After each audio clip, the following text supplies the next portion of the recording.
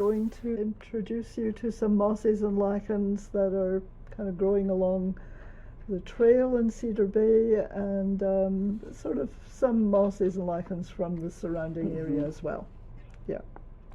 So last Monday, Patty and I walked down the Cedar Bay main trail and we looked at various mosses and lichens that we found on the way. And here are some pictures of some mosses and lichens, and we found them on trees, on the ground, on rocks. The red pine. Sorry.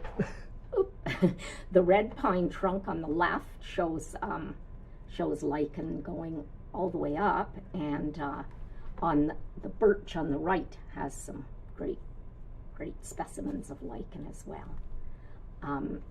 Here's a rotting tree trunk, and the moss is at the top of the slide, and the greenish gray lichens are below.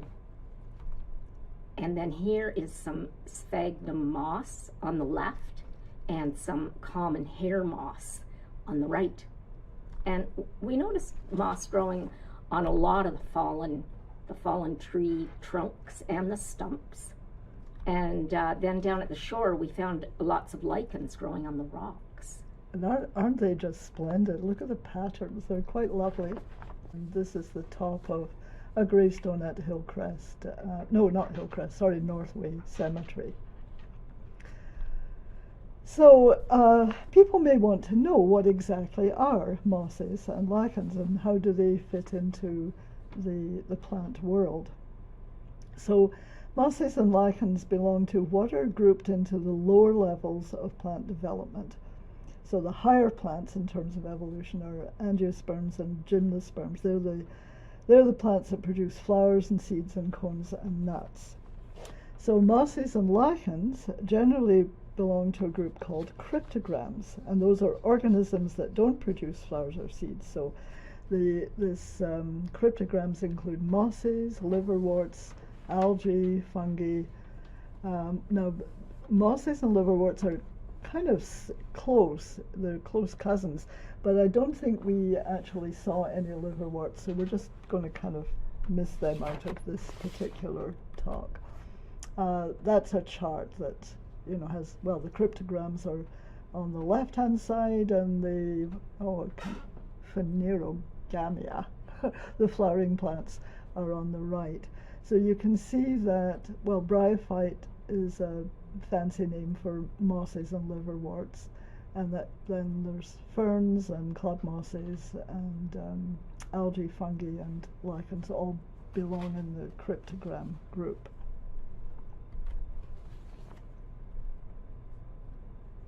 The different types of mosses and lichens, they all tend to be small plants, mostly green or greenish gray. As we saw down the trail, they grow in the ground, on old logs, tree bark, stones, and rocks, and they can also grow on tombstones and walls. So generally speaking, there's two main groups of mosses, two types of mosses. One has upright sort of single stems, a fancy name Acrocarpus. This one is the common hair moss, or Polytrichum commune. And this is another example of a single stem upright moss. And this one is interesting because you can see how thin and almost transparent the leaflets are. And then here's an example of the branching kind of moss, and you can see that instead of a single stem, the stems have little branches coming off with the little leaflets. And I think that one is maybe a feather moss. Then with lichens, there's three main types of lichens. And one of the types is a fruticose lichen, and they have upright branching growth. On the left are some Cladonius or reindeer lichen, and they grow on the ground. And the highly branched example on the insert on the right, growing on the branch, is an usnea, and that's also called old man's beard. Foliose lichens have a more leaf-like growth, and example is the Parmelia growing on the rock, and there's an inset here with dog pelt lichen, also that'd be canina lichen. And then the third main kind is Crestos, and they grow very close to the surface that they're on, either rocks or perhaps tree bark. They really can't be removed easily. You'd have to really scrape them off, and then you'd lose the structure. And you can see three different examples, at least three different kinds of lichens growing on the rocks here, actually maybe four. And how easy or difficult is it to identify which moss is which, or which lichen you're looking at? Well, some of them are fairly easy, and you can usually pick out a general group. Like sphagnum mosses are fairly easy to identify, and also the reindeer lichens. But a lot of mosses and lichens are really difficult to tell apart unless you use a hand lens or a magnifying glass. And some of the differences between one species and another, you really need a microscope to see the tiny, tiny differences. There are some fairly good guidebooks. And actually for some lichens, to tell one species from the other, you need chemical tests, so that it can be quite complicated. Now, the term moss is used in a general way, isn't it? There are a number of plants that are called mosses, but are really not strictly speaking mosses. The reindeer lichens are also called reindeer mosses, and then there are the club mosses. Yeah, moss is a really common term covering anything small and green. So you mentioned the club mosses, and they belong to a different group altogether. There's 4 species of club mosses found in the Cedar Bay area, and we actually saw 3 of them on our walk. Yes, this is a stiff club moss on the left and ground cedar on the right. And then this is running club moss, and I'm picking it up to show you how long the strands actually are. And I suspect they're called club mosses because of the fruiting body that produces the little spores. In the insert there you can see the fruiting structures, and they do look like little clubs. And some lichens are called reindeer mosses, but they really are lichens. They grow on the ground in open, sunny locations, and this picture is just down Highway 72. So a really interesting question is, what is the difference between a moss and a lichen? So as we mentioned before, historically the term moss has often been used for anything small and green-ish, and so that's been applied to lichens too. They're both small, they grow in shaded places and resemble neither a mushroom nor a vascular plant. And they're both cryptogams, meaning they reproduce without seeds or flowers. And so what is the difference? So in short, a moss is a simple plant, and a lichen is a fungi-algae sandwich. So it's a mushroom seaweed sandwich. Yum, yum. So what happens with lichens, so mosses are plants, and they have sort of a stem structure and leaf structure. Lichens, the most of their tissue is fungal tissue, but somewhere along the line, fungi have managed to capture single cell, either green or blue-green algae, and so it's a symbiosis, equal partnership between the two organisms.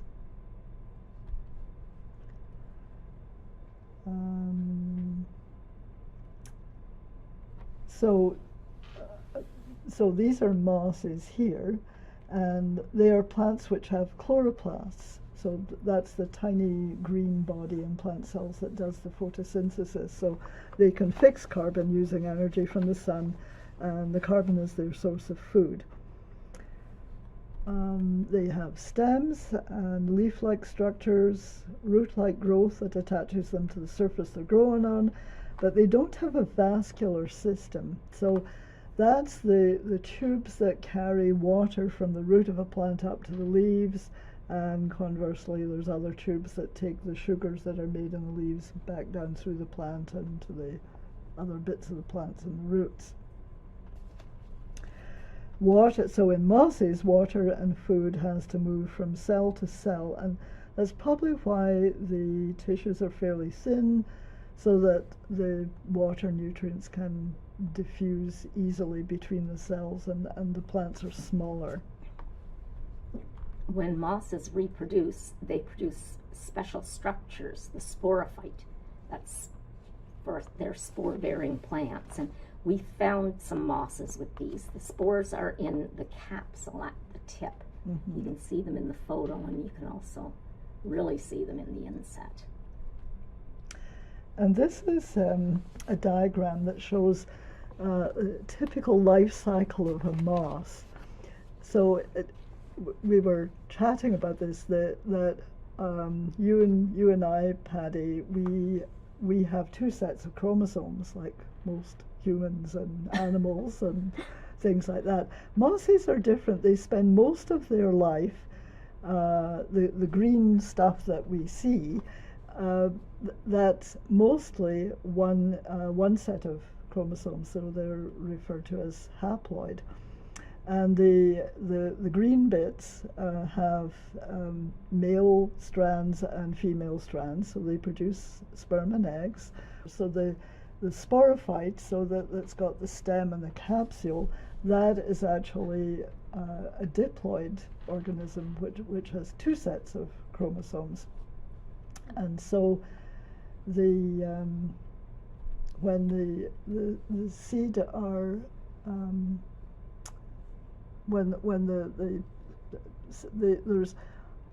there's meiosis, which is a reduction in the number of chromosomes again, so that the spores are produced that are single sets of chromosomes, and they're whisked out of that capsule and spread by the wind, and they germinate and form little proto-moss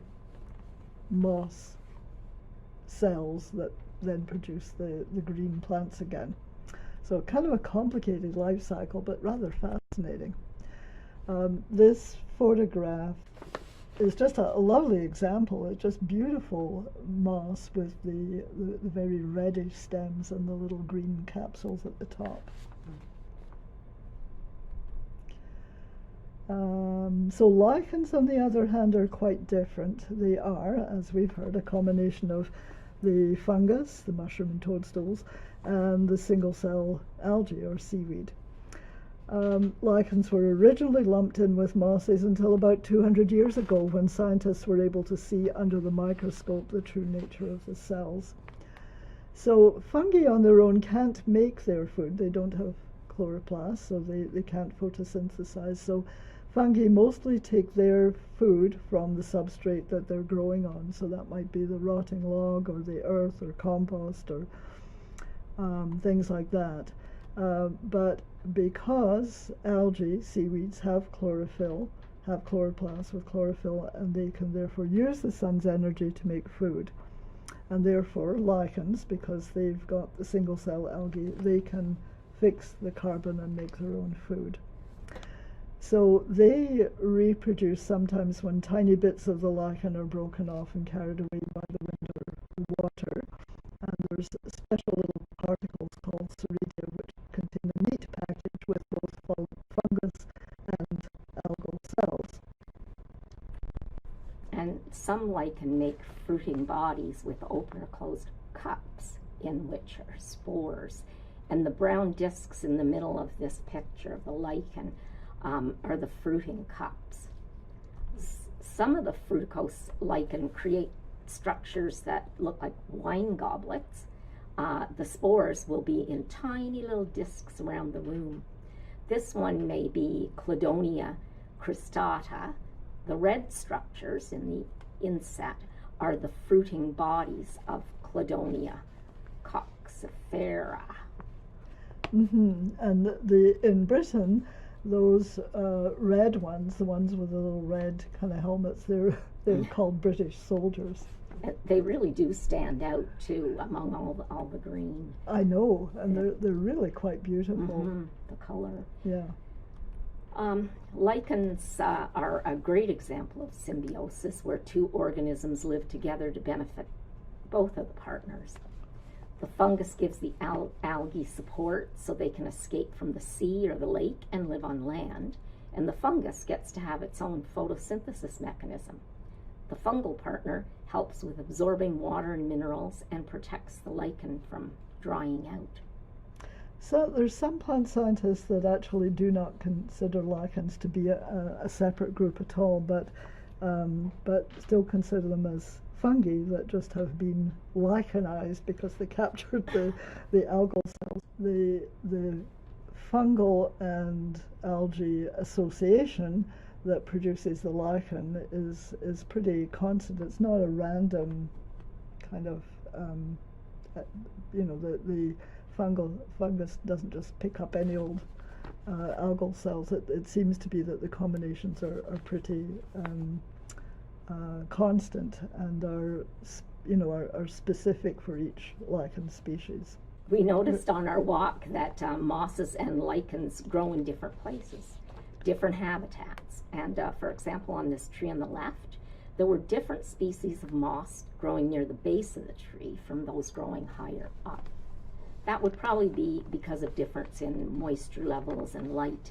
And then we both remembered, maybe from Girl Guides, that more moss grows on the north side of the trees than the south. And here on the right side, you can see that.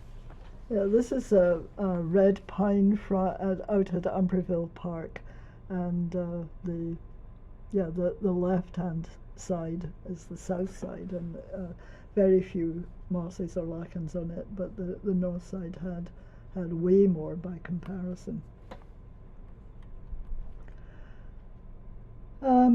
Mosses and lichens have a fairly ancient pedigree. In terms of evolution, they predate other land plants, and they probably go back about 450 million years, some of the earliest organisms to colonize the land. And you can see in this diagram here, on the left-hand side, you've got sort of green algae, and then somewhere branching off and escaping onto the land, simple moss-type organisms. And then the vascular system seems to have developed, and then you've got things like ferns and club mosses, and then the gymnosperms and angiosperms, the seed plants. So these mosses and lichens, they are the pioneers because of their ability to attach to bare rocks or wood or bark, and their ability to resist drying out. Mosses and lichens are good pioneers. They can grow where other plants can't. They would have been the first colonizers on the bare rocks exposed after the ice left at the end of the Ice Age. Growth of the lichens may contribute to the weathering of the rocks. So the next couple of slides are rocks that are kind of around the southwest side from, if you're down at Cedar Bay at the lakeshore there, if you carry on round to the left, to the west, then there's some quite significant rocks. And I took these pictures because they show how there's a gradation of lichens and then mosses from the bare rock just above the water, and then you see some darkish gray patches, and that's a lichen that's belongs to the Vericaria group, and they are able to withstand being submerged from time to time by water, and also presumably can put up with being slapped around by the waves. As you go higher up the rock, so going to the right, then you can see there's some Crestos Lichens and then some more folios lichens, and then probably the next slide. Yeah, again, sort of on the right-hand side, you're beginning to see mosses coming into the picture too. So a nice gradation of the lichens growing up, the rock faces from bare rock at the bottom to quite, quite different colonized growth at the top. Here's an interesting example. These are two fence posts out at Umphreysville Park. And I think about 5 years ago there was a section of fencing that was replaced. And the top of the fence post on the left is the newer fence post, and you can see there's little teeny tiny patches of lichens there. Whereas the one on the right, I'm not sure how old it is, it's certainly at least 18 years old, because those fence posts were there when I first came to Suluk, but you can see quite a significant colonization of both mosses and lichens there. Here's a lovely example. If you leave wood lying around, the lichens take over. You can also find lichens on tombstones. They're usually more on the rough edges and less on the highly polished fronts. And these two similar flat stones show the difference from 1988 on the bottom and 2017 in the right top. And this colorful Crestos lichen is probably a Caloplaca. Am I saying that? Mm-hmm. Caloplaca. Yeah. It's growing on a concrete wall, actually, on Lakeshore Avenue, and the Caloplaca is often found on limestone rock. So the lime content of the concrete in the wall is obviously to their liking. Yeah, isn't that just the most stunning color? It is a beautiful color. Absolutely gorgeous. And you had been mentioning the yellow lichens that you sometimes see on rocks too. They're quite a brilliant yellow, and they're, I think, belong to the Xanthoria lot. But anyway, that's just stunning. Lichens are fairly slow growing. I was given this tree stump about 3 or 4 years ago, and it was completely bare when I got it, and I just noticed it the other day that it's got this little sprinkling of a very fine Crestos green lichen round the edges. So let's have a look at how mosses and lichens have been used. Sphagnum moss is able to absorb a great deal of water. When it dries out, the great thing is it can reabsorb moisture. And some species are able to hold up to 20 times their dry weight in water. Sphagnum moss has two distinct cell types. There are the normal photosynthesizing cells with chlorophyll. And then the other cells, the alene or retort cells, they're barrel-shaped. They have pores that soak up water like a sponge. Yeah, you can see that. All the little cells do look kind of spongy. And these unique cells mean that sphagnum can keep the habitat watery by also releasing water to keep bogs waterlogged.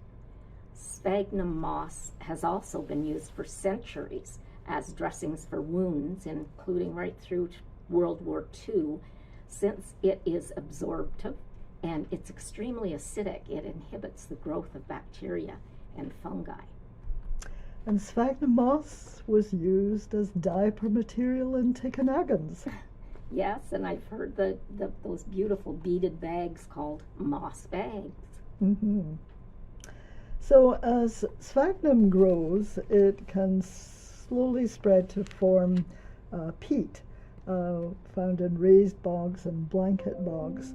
Over time, the moss becomes compressed and forms dense, thick layers that can be used as fuel for burning. And often peat is used where trees are scarce. And you were mentioning you've seen peat bags in Ireland, and I've certainly seen them in Scotland.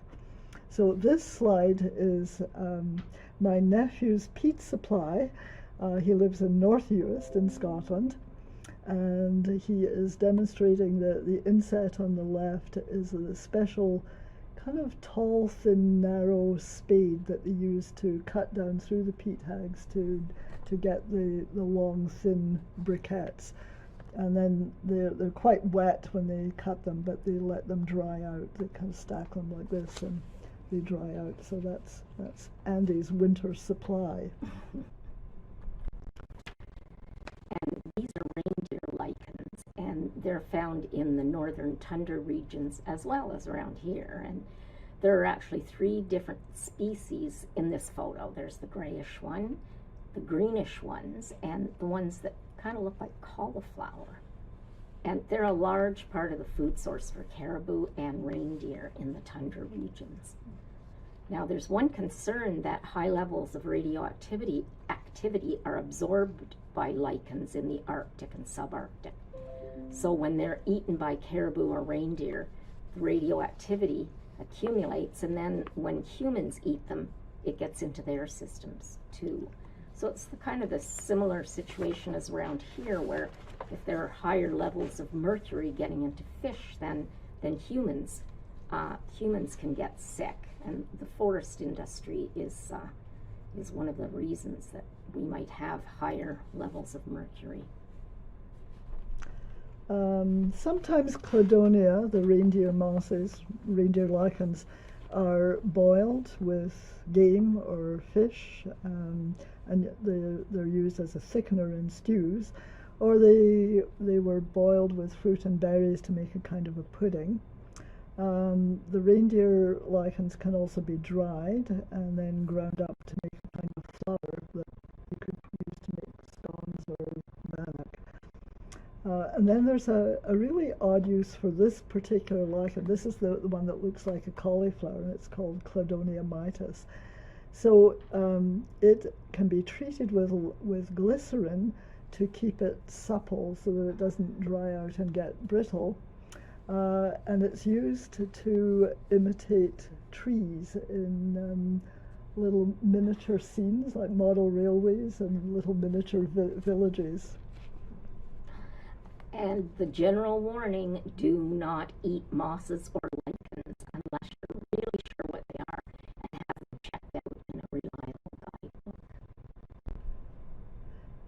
So lichens and fungi as well, but we were talking about lichens. So they can produce some really lovely dyes, and they're used for wool and cloth, and as we'll see also litmus paper. These show some of the really quite lovely colors that you can get from lichens. Sometimes you can extract the color just by soaking in water and boiling. For some lichens, though, they need to be soaked in ammonia for quite a long period of time. And originally, the ammonia would have been urine. So you have to wonder how people first sort of discovered that. Certainly in Europe, wool and cotton would have been dyed with vegetable dyes, including lichens. And some of the tartans and tweeds in Scotland, like Harris tweed, they originally used lichen dyes for those. On this continent, apparently, Latheria vulpina, which is the wolf lichen, was used by indigenous people across the country for dyeing things like baskets and fur and feathers. And on the inset on the right-hand side, the yellow, you can see the yellow lichen and the wool that's dyed with it. It's quite a bright yellow. Purple dyes from lichens were historically quite important throughout Europe from the 15th to 17th century, often extracted from species of lichens called either Rochella or Rochella. I'm not sure how you're supposed to pronounce it. Later on, they discovered a mollusk, murex, I think it's called, that produce a really fast, quite spectacular purple.